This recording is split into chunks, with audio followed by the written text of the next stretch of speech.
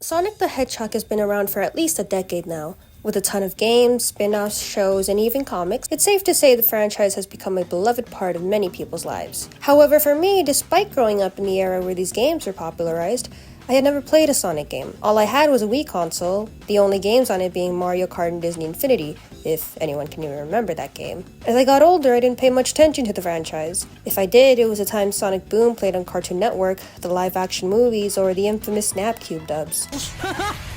One! I did play that one Who Killed Sonic game, but... I can't do this game anymore. We don't talk about that. Needless to say, I wasn't invested in any Sonic IP until late 2022, when Netflix released a new Sonic show called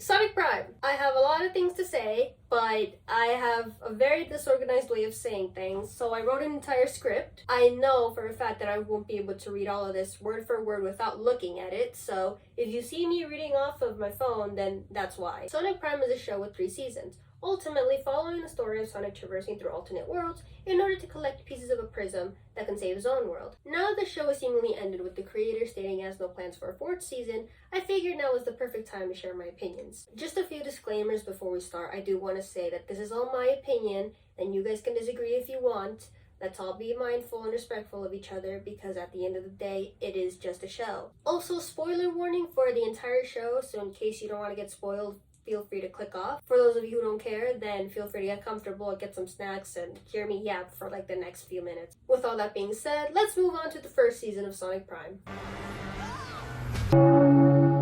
We start off with some shots of Green Hill before cutting to a line of rings on the floor that are quickly taken by our protagonist himself, Sonic. He bumps into Biggs, seemingly in a hurry to a battle that is currently happening, and on the way we get some exposition by him. Once he arrives, his friends in unison remark on his lateness. Eggman gives his exposition on wanting to take the Paradox Prism, a big crystal he found, to make Green Hill his own paradise. Tails warns Sonic to be careful around the prism, but as Eggman tries pulling it out of the ground, Sonic runs into it, causing a collision and leaving him unconscious as he floats around in space. We see projections of his friends before falling into a portal leading us to the first Shatter Space. I will say that the beginning felt a bit rushed for me the first time watching this, because as a newer Sonic fan, I wasn't really familiar with these characters yet. However, they do make up for this later down the season by giving us flashbacks of them, so that was nice. Also, the lines that Tails' projections said. Nothing could break our friendship, Sonic. The clear foreshadowing there. And I know it was Tails who said it and not Nine, which I'll talk about later, but still. Oh my god. I will be reading off of the script, that way I can keep my thoughts organized. The first Shatter Space is called New York City, run by the Chaos Council, who are all different versions of Eggman with each their own personality. We have Dr. Dunnett, the old man, Dr. Deep, the hippie, Dr. Don't, the teenage gamer, Dr. Babble, the baby, and Mr. Dr. Eggman. This world holds a more industrial atmosphere, with a dull color palette and a red sky, ruled tyrannically by robots everywhere, monitoring each sad or fearful resident. Aesthetically, it's not my favorite, but I do like the theme of where it's going here, and the whole idea of like a council and a resistance. The next 3 episodes take place in New York City, showing us the alternate versions of the original crew: Rebel, Nux, Rusty Rose, and Nine. Which, by the way, one of my favorite moments in episode 1 is the introduction to Nine.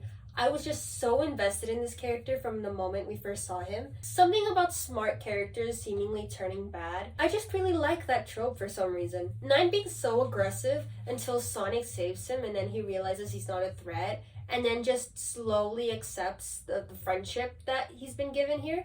It's just so, it's just so cute. I really love the dynamic here. So what else did we do? Look, we've had our share of ups and downs, but when we stick together, we never lose.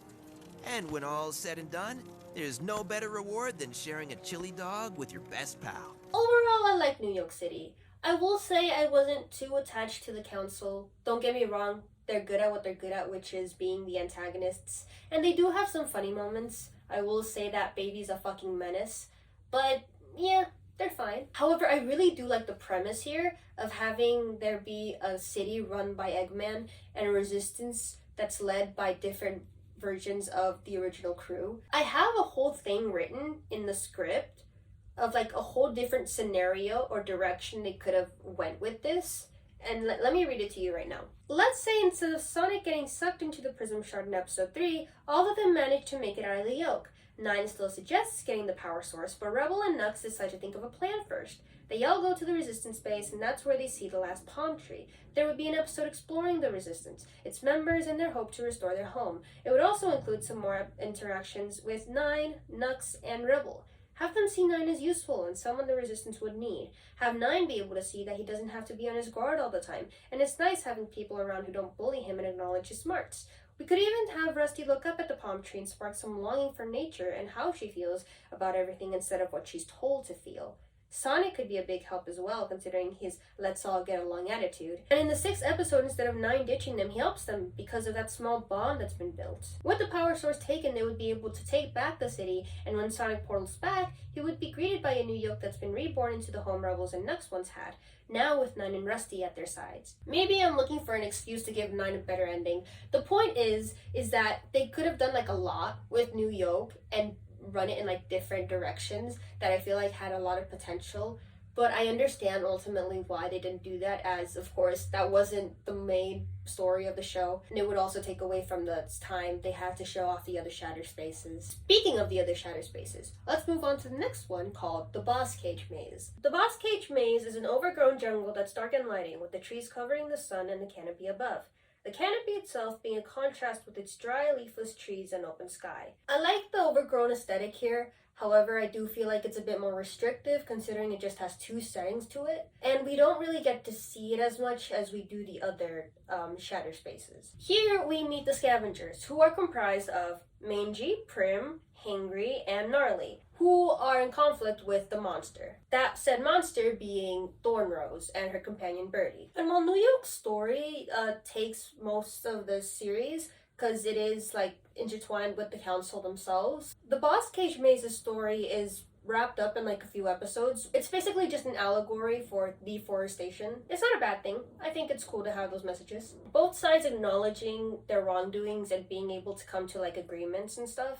I think that was pretty cool. I also understand, again, why they made the conflict so short, as, you know, it isn't the main part of the story. The fact that Sonic refuses to hurt Thorn despite her aggressions in the fight scenes. Amy, I can't smash you! Sorry, Thorny, I don't want to hurt you. Son Amy Crumbs. I also really like Mangy. He's such a silly boy, like, oh my god. Like, he's just a rabbit animal. In like the sweetest way possible. I'll probably like insert clips of just Mangy being stupid in this season. Hey, how y'all? Get your fucking dog, bitch! It don't bite. Yes, it do! Fly. Mangy doesn't fly. Aww. No, we're done with her. Just gotta spin your little tails.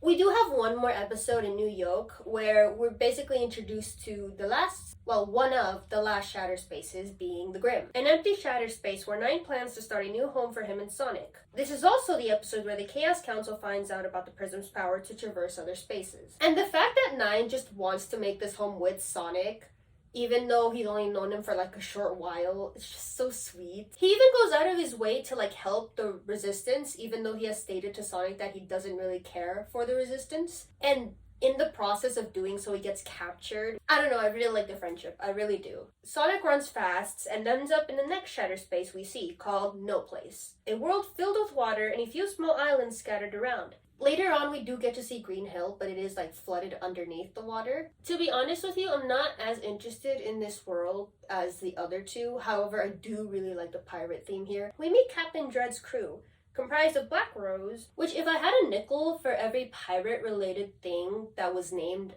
Black Rose, I'd have a lot of nickels. Anyway, we have Black Rose, Sails, Batson, and Catfish. And I think it's really cute just seeing the whole crew together this time, well, for the most part anyway. We also get to see more of Rusty here, as the council has started harnessing the power of the prism that 9 had in order to traverse the Shatter Spaces. And I find it interesting that the moment that Rusty and Black Rose laid eye contact with each other, Rusty decided not to fully like tear down the ship and just leave it there, which ultimately led to her just being captured, which I'm glad she was, by the way, because I love Black Rose and Rusty's dynamic later on. You! Do it just be me? Or does she look a little like you? Maybe we should tie her up. I'm also adding some sales clips because I can. Just like we do every day. Sorry. We can find the shard with my kicks. They're boots. Don't worry, I've got ye. Overall, Season 1 was a great start to the show, with many interesting concepts, characters, and a clear idea of where it wants to go. A lot of things they set in place here are explored upon in Season 2. It's why the first time I ever watched this show, I was so invested in it. Especially because of that cliffhanger in the end, but I'll talk about that more next season. Putting it on the rating scale, I'd say I'd give Season 1 a solid 8 out of 10. I really liked the direction it was going, and I was fully ready to watch more of it. So yeah, it's pretty much all I wanted to say regarding that season. And with that out of the way, why don't we just get straight into Season 2? I just love Latinas, Sonic. What? Adios, amigo. We pick up where we left off as we see Shadow and a brief flashback of recent events from his perspective. Him and Sonic fight before Sonic realizes that this is the original Shadow. Shadow takes Sonic to a different version of Green Hill called Ghost Hill, the last shadow space we see for the show. He explains that if they can restore the shards and remake the prism, they can fix Ghost Hill. Sonic wants to get Nine's help while Shadow refuses, leading to him trying to steal Sonic's regulators to enter the portals himself. Still unable to enter the spaces, Shadow falls into the void but is saved by Sonic. They end up teaming up in order to collect the shards and restore their home. Now hear me out. I know some people don't like shipping and some people have strong opinions about ships, but you can't deny that there's some chemistry here, for sure. But again, it's all my opinion. It's all my opinion. Please don't come for me. Please. There's not much of a structure here, as in they don't go from world to world. More so, they just kind of scatter everywhere. So my thoughts are gonna be scattered as well. And I don't have that many criticisms here, but I do have a bunch of moments that I liked. So let me go through the list of them. I like the part where Sonic knew where the shard is, despite Thornrose hiding it, but he didn't want to go to it and just instead decided to let Thornrose trust him first. That was really cute. Also, Nine just deciding to help Sonic. It's just, oh my god, he's like his helper from the inside, and then it's just, Sonic? 9? I've been looking everywhere for you. I'm working them from the inside. Are you okay? Don't worry. I'm coming to get you. No, you're not. I'm not? Pretty sure I am. I'm watching you, rodent. Not well enough, egghead. The council is seen in this season just going through the separate shatter spaces and destroying stuff and trying to take the prisms for their own. Sonic fails to get the prism in the boss cage maze, and he makes a promise to Thornrose that he would come back and help her restore her jungle, but that promise is never fulfilled, or at least we don't see it being fulfilled. Next we go to No Place, or Shadow just kicks Sonic into No Place. And it's kind of comedic because we see the Devil's Lighthouse just eye distance away from the island that Sonic just landed on. I feel like they just did that to progress the story faster, because in the first season I just assumed that the islands were a bit farther away from each other. It just didn't make sense, but whatever, I guess. Here we get to see Rusty's little character arc. Her wholehearted belief that the council would come back for her, and her just being so loyal to her creators, only for them to just ditch her. They did her wrong, but I really do like her new independence now, and her just trying to get back at the council, especially with her dynamic with Black Rose. It just starts off with them being so competitive towards each other, and then nearing the end, they just kind of relate to being followers or machines for other people to order around, and they just have that heart-to-heart in a sense, which is only a few seconds, but it's really nice to see. It just made me love the Roses so much. The Chaos Council has come for me and the shard, just as I said they would. They can have you back! Got him! I have eliminated 2. 60! High five! High five? After No Place, we go to New York, where Nine gets interrogated by the council, and he unintentionally gives the council an idea on how to beat Sonic, leading to Chaos Sonic, which, if I'm being honest, his whole episode felt like an Otatari reference. I'm not sure how to pronounce his name. The title itself being called Double Trouble, and at one point in the show, Chaos Sonic goes, "You're too slow." I wouldn't be surprised if it was, considering that artist has some like relation to Sonic in the sense that he had like Sonic pictures displayed next to his music. So that was just something I wanted to point out. The council makes open portals into the other shatter spaces using the prism shards they collected, their plan being to conquer each world. 9 gets to have like this cool badass scene where he escapes his handcuffs, and he helps Sonic defeat his Chaos counterpart. And after that, they have such a sweet reunion scene where Sonic just hugs 9 and 9 apologizes, but Sonic's like, I never doubted you for a second. He did it! I never doubted you for a second, and that proves why. Only a true friend could pull off a save like that. Friend. We're friends. You bet we are. Oh, high five! Yes! And as sweet as it is, this is where we start to see some conflictions with 9 and Sonic. Sonic wants 9 to go to Ghost Hill to fix the shard, but 9 only goes with the assumption that they're gonna like see the blueprint and then they're gonna go back to the Grim. And I think it's been made like clear with hints here and there of 9 just strictly wanting to work on the Grim and just assuming that, you know, he was gonna go back with Sonic. They try to escape the council by 9's ship but fail, so they instead use the open portals to try and lose them. And through the portals, they get to see the other characters for like a few seconds, which means 9 got to see Sails and Mangy only for like brief seconds. Like Sails exchanged like a wave. With Mangy, it was just like a eye contact thing. Just the acknowledgement of them seeing each other. It's like so exciting. This isn't a boat. Technically, anything that floats be a boat. Bye! Well, he looks at me, and I look at him. I also had a smile on my face witnessing the Roses like look at Rose Thorn for the first time in action, and they were just in unison like, who was that? And like, aw.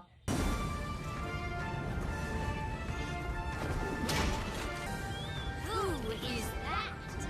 Eventually, with all of the shards they took back from the council, Sonic and 9 do go back to Ghost Hill. 9 gets to see not only Shadow, but her projection of Tails. And just him saying that they're nothing alike. They clearly knew what they were doing here. Just wait till you meet Tails. Oh, you're gonna love him. This is the friend Sonic thought was like me?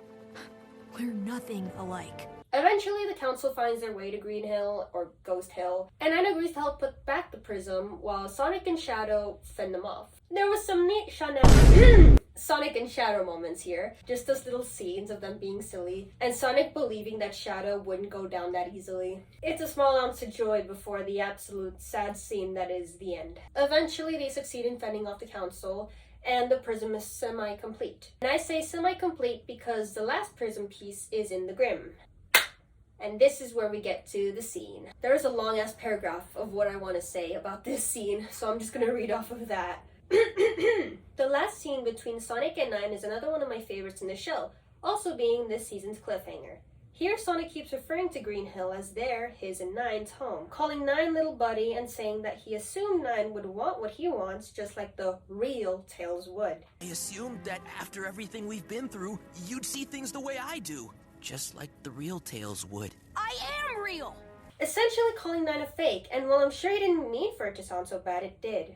I'm sure being called a fake by someone who claimed to be your friend would hurt a lot, especially for someone so closed off to people like 9 is. He was unknowingly treating him like the actual Tails, or rather a replacement of him. Sonic was so focused on saving Green Hill that he never understood how 9 felt, or what he wanted. While he is a real version of Tails just like Sails and Mangy, with his own personality and ideas, he isn't Sonic's version. And I bring up the scene in the beginning of Sonic and Shadow arguing whether to get 9's help or not. He's just like Tails. He's not Tails. He's 9. This is his reality.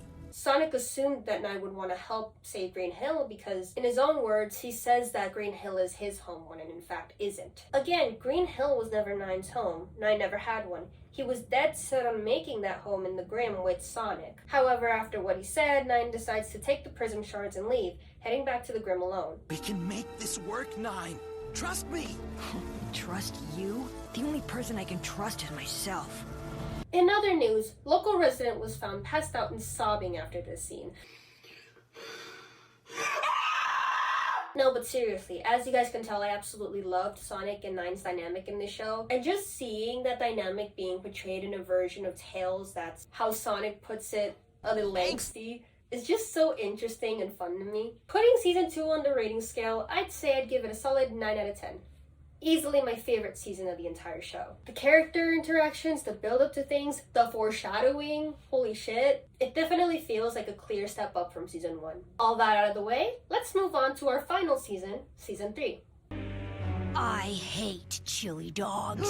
After the events of last season, we see Nine back in the Grim, rebuilding the prism and starting to make a barrier around his base. However, he doesn't have enough prism power to sustain the barrier as it starts to decay. Along with the prism's completion, the shatter spaces and the voids seem to grow unstable, as small cracks in the sky start to appear. We also see Ghost Hill get completely destroyed, not before Sonic says one last goodbye to the projections of his friends, however. After that, him and Shadow go to the Grim to confront Nine. On arrival, they face versions of Sonic's friends made by Nine using the prism's power. These counterparts consist of Amy, Knuckles, Rogue, and Shadow in respective Grim versions, as well as a Grim Birdie. We find out that Nine still needs the last remaining prism energy to fully complete the prism, that energy being in Sonic himself. Shadow throws Sonic out of the Grim and 3 Grim Birdies go out to capture him, while Shadow gets knocked down underground in the Grim. After that, we see Sonic run away from the 3 Birdies pursuing him in the void, and he ends up back in New York City, where we see all of the Shatter Space counterparts come together and take refuge in the Big Yoke due to the portals being open and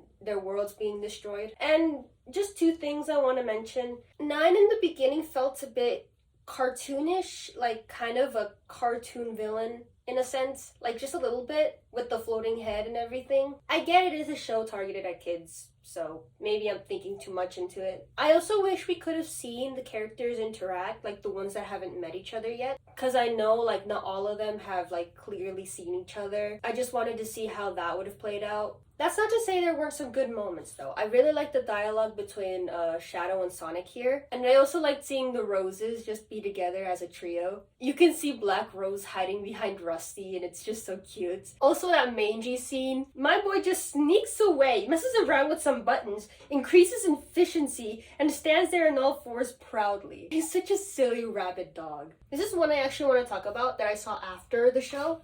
So, in the beginning of episode 3, there is a video game opening of Sonic and Tails fighting a boss fight together. The first time watching this, I thought it was cool as it was meant to show the pair's close bond.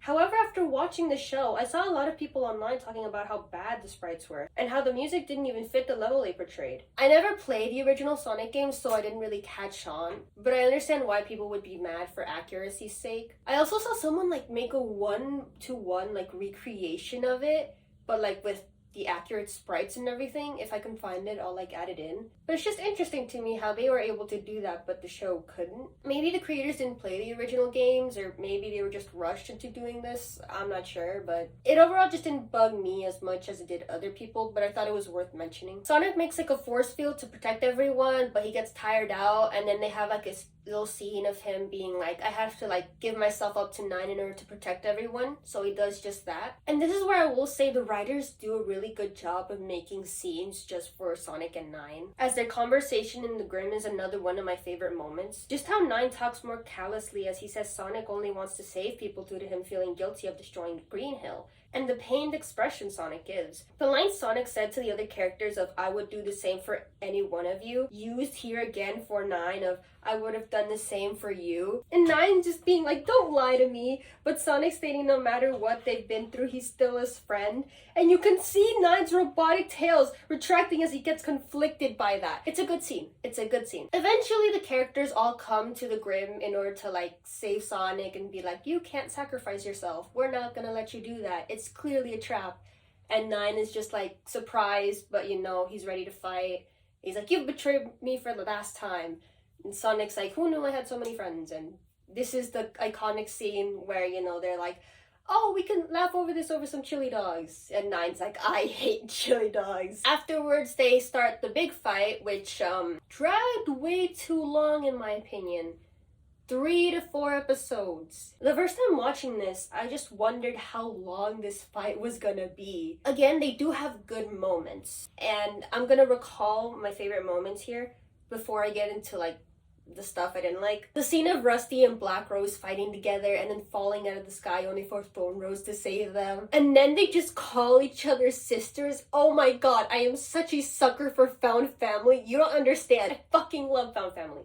Moving on. Rusty's 1-to-1 of her freeing the birdie and talking to a chaos Amy. That whole speech just feels like a nice little like book close to her like little character arc.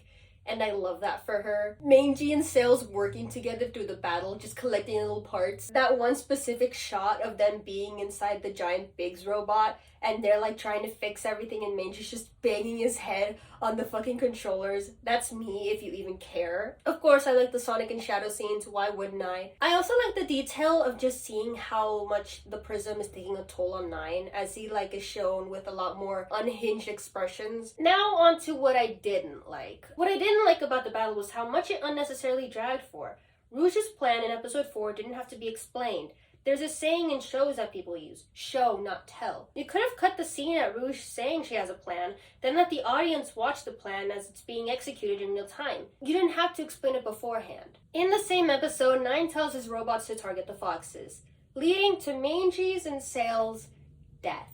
Words cannot express how baffled and confused I was first time watching this. It was a fake out death as we later see them controlling the Biggs robot, but other than that, they never interact with Nine and it's such a missed opportunity. You don't know how much I wanted to see them interact. Like, just imagine different versions of the same character with different experiences and ideas just being able to talk about stuff. I so desperately wanted to see them interact, and I was so sad when they didn't. Imagine this. We see the top of the pillar. Mangy and Sails, hands restricted by Grimbots. Nine taunts Sonic, but he's stopped by Rouge as she suggests a plan. Nine questions why he's not coming up, and that's when Mangy goes from growling to barking, catching his attention. Sails comments on how Nine won't win, as Sonic has a crew and all Nine has are breakable robots. Nine scoffs this off and claims that his robots are loyal, unlike Sonic and his friends. But Sails disagrees, saying in the time that he's known Sonic, he's been helping people and has even tried to reason with Nine. He says that it's better being with a crew because they're stronger together. Mangy gives a sound of agreement as his experiences with Thorn and the Scavengers has taught him that reconciliation and understanding with people can lead to healing and a stronger friendship. Of course, Mangy can't talk, so there'd be subtitles for the viewers to see, but in the show, Nines and Sails just stare in confusion, like what is he on about? Nine stands firm in his position, saying clearly he's the superior version of him, the only version of him. Sails and Mangy aren't threatened by him though. Eventually it could be saved by Sonic, and that's when they have their one-to-one fight. It may not be a well-written scenario considering we don't get to see much of Sails and Mangy's characters, so we couldn't know like what they would say specifically. But can you see what I'm trying to go with here? There was so much potential for their interactions. And don't get me wrong, it didn't ruin the show for me. I didn't come out being like, oh my god, I hate this show. Again, it's just a personal opinion. And I still really do like the show. However, as much as I like it, I didn't really like the ending that much. Sonic finally sees the palm trees Nine made for him all the way back in season 1. He keeps trying to reason with him, while Nine keeps throwing punches, telling him to shut up and fight him. Soon enough, Shadow and the rest of the characters all burst into the room, and Nine panics. Sonic, however, keeps talking, apologizing and saying this isn't the answer. He says he never meant to hurt Nine, and Nine remarks that he did. Sonic tells him that his friends talk it out, not fight to the death. And while the Council, who, yes, have been here fighting as well, want to destroy Nine, Sonic protects him. Nine apologizes once he and everyone realizes that reality is falling apart, as the shadow spaces have been destroyed and soon the Grim will be too. However, Sonic sacrifices himself to give up his prism energy and officially complete the prism itself. Once that happens, the Council turns on them, surprise, surprise, to claim the prism for their own. But then they turn on each other, resulting in them getting thrown into the void, thus being the last we ever see of the Council. Nine uses the now complete prism to restore the shadow spaces, including Green Hill, but Sonic is slowly fading out of existence. After a hug from Nine and Sonic, the roses take Sonic towards the Green Hill gateway. Unfortunately, they're slowed down by the rocks blocking the path, so Shadow decides to pick up Sonic in his arms and take him the rest of the way there. And before I talk about the rest, can I just say how rushed Sonic and Nine's, reconciliation felt? It surprised me considering how good and thought out their moments were in, season 2 and the beginning of season 3. But here it felt kind of underwhelming how quickly they resolved everything. I mean, sure, I get the time crunch of the world being destroyed and everything, but couldn't they have just, save that tension for afterwards? I have mixed feelings about this scene because while yes, I really did want them to reconcile, it was underwhelming.